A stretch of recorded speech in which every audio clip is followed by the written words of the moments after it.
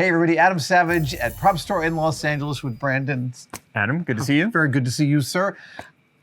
We are not just in Los Angeles, we're also in a galaxy far, far away. We have a couple of amazing things from Star Wars universe. Yeah, this is sort of as good as it gets in the Star Wars world. We've had a lot of great Star Wars pieces come through over the years, but these are both main character pieces. We all love Stormtrooper helmets, but the main characters, this is pretty wonderful.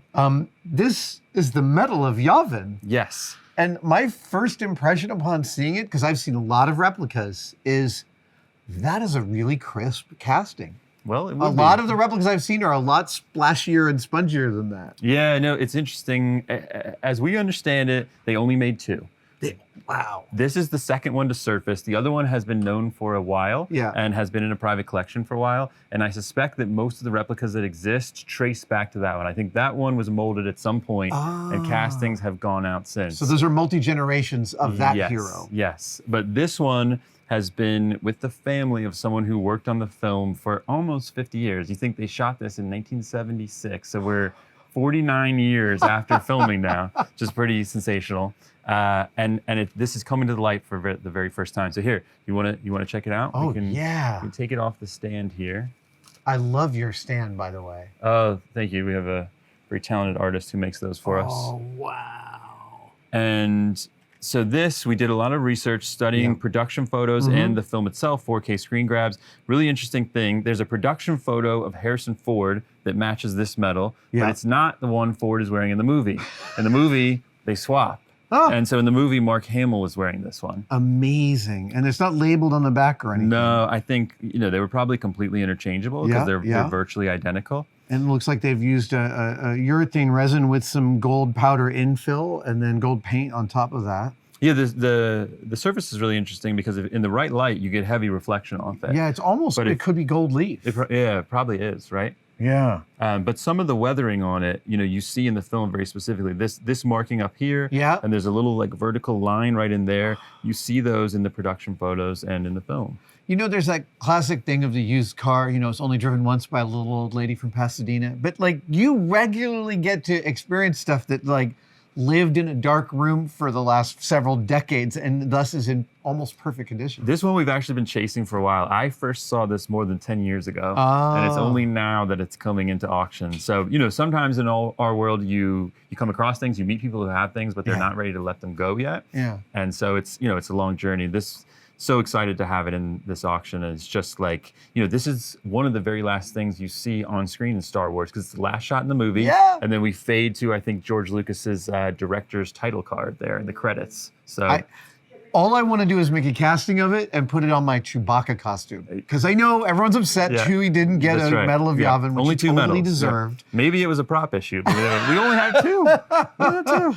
Do you know who sculpted this? If this was Richard Miller from ILM? I don't think so because I think it was made entirely in the UK. That makes sense. So that makes sense. Who knows? It could have been someone like Brian Muir who did the Darth Vader helmet, or maybe just someone else in the art department. My guess is not too much thought went into this. I think in the script it's very simple, like a gold medallion. Right. And they probably just went, who has the gold medallion? Yeah, exactly. Just by the end of the day, please. Right. Yeah. Someone I was reading online had speculated that this was a necktie, like a British military World War II necktie material. That doesn't sound unreasonable, except that it has no tapering to it.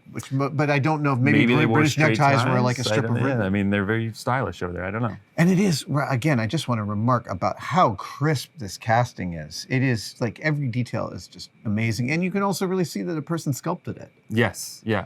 Just totally handmade and just evocative of that film. Here, I'll let you... Here, I'll lock it on the back. If you just drape it on the front of the stand. Amazing, amazing. Well, I would say one of one, but it's one of two. One of two. Yeah. One of two. One of one Mark Hamill medal. There you go. The other one is Harrison Ford's medal.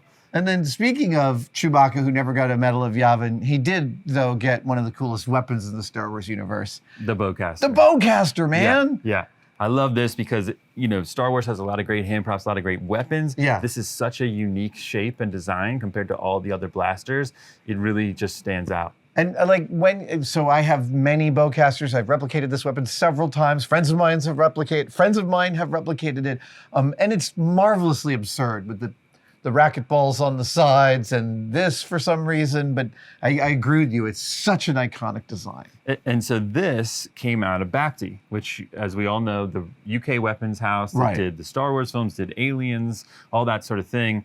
And this, was something that was in their inventory. It's a real world crossbow. It's made by a company called Horton. Horton Safariland? No, Horton. Right. I think it's the Horton Magnum. That's it. There are very similar models, and I think for a while people thought it was the Safari, and then somebody found a Magnum. But one of the reasons probably that it's a tough thing to identify, there's no markings on it at all. I think it's shipped with a sticker on the side originally. So the casting had no identifier. It's clean, yeah.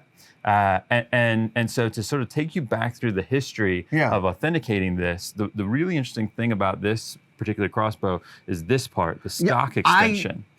My research, I had never come across this, but you told me that's because it's from Jedi. They added it for Jedi. So actually, we have a photo. If you pull that photo in over there, this is like a promotional photo from Return of the Jedi. Look at the stock extension. Oh, there it is. But you really don't get to see it very well in the film. The way he carries it, the way the Wookiee suit kind of holds and obscures it, you don't see it. But when you look at it, it's there. And this is taken off of another firearm. It's like a British Sten submachine gun, I think. Really? Which had this type, and they cut it down, welded it on.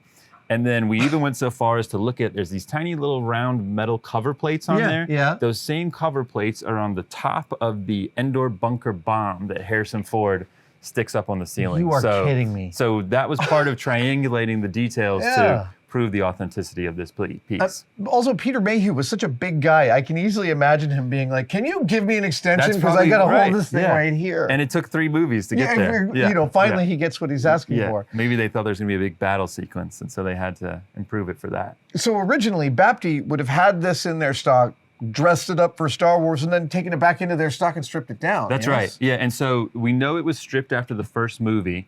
And then the configuration that it's in after the first movie carries on from the Star Wars Holiday Special through The Empire Strikes Back to Return of the Jedi. In Return of the Jedi, it's all the same side plates and dials and everything. Yeah. And it has the string, which it didn't have in the first movie, but they just added the stock for Jedi. So this is, the original parts are basically the bow itself, the shoulder stock, and the scopes came out of Bapti. We don't know for certain that they're the scopes that were on the Bowcaster, but they may have been, or they may have been on other Star Wars props. All the dials and the telephone wires here and such and the rubber balls on the ends have been recreated. Right. So that's all replica. And when you say, these scopes aren't incredibly rare, and Bapti probably had buckets of them.